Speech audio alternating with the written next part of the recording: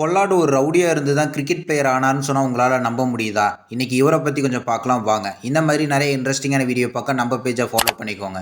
Bollard west இண்டீஸில் Meloni garden அப்படிங்கிற பிளேஸில் பிறக்கிறாரு. அங்கே ரவுடிகள் அதிகமாக இருக்கிற பிளேஸ்னால பொல்லாடும் ரவுடியாக மாறுறாரு. இதை பார்த்து அவங்க அம்மா தான் பையனும் அவங்க அப்பா மாதிரியே ஒரு ரவுடியாக மாறிடக்கூடாதுன்னு கூப்பிட்டு ஒரு டைம் சொல்கிறாங்க, உன்னோட லைஃப் உன்னோட கையில் தான், அதனால் இதை விட்டுட்டு வேறு வேலையை பாரு அப்படின்னு சொல்லும்போது அவர் வேறு வேலைக்கு நிறையா தொலைவுறாரு. அப்போ அவங்களுடைய ஃப்ரெண்டு ஒருத்தர் ஃபுட்பாலில் அந்த 19 மேட்ச் விளையாண்டு வரும்போது நிறைய காசு பணம்லாம் கொண்டு வராரு. அது கூட பைக்கும் கொண்டு வரதை பார்த்துட்டு ஓகே நம்ம விளையாட்டுத்துறையில் போனால் நம்மளாலையும் பெரிய லெவலில் ஆக முடியும்னு கிரிக்கெட்டில் போகிறாரு. கிரிக்கெட் நல்லா விளையாண்டுட்டு 2007 இன்டர்நேஷ்னல் மேட்ச்சில் அவர் டெபியூ ஆகுறாரு. என்னதான் இன்டர்நேஷ்னல் லெவலில் வெஸ்ட் இண்டீஸ்க்காக விளையாண்டாலும் அவருக்கு வரக்கூடிய சம்பளம் பத்தலை.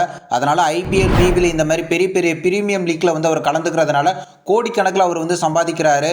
அவருடைய நாட்டுக்காக விளையாடும் போது வரக்கூடிய வருமானத்தை விட இந்த மற்ற பிரீமியம் லீக்கில் விளையாடும் போது அந்த வருமானம் அதிகமாக இருக்குது. இதனால் அவரு ரவுடியாக இருந்த அந்த சிட்டியில் இதுக்கு அப்புறம் யாரும் அந்த மாதிரி ரவுடி ஆயிடக்கூடாதுன்னு நிறைய பேத்துக்கு இன்றைக்கி ஒரு எடுத்துக்காட்டாக இன்றைக்கி வளர்ந்துட்டு வராரு பொல்லாட்.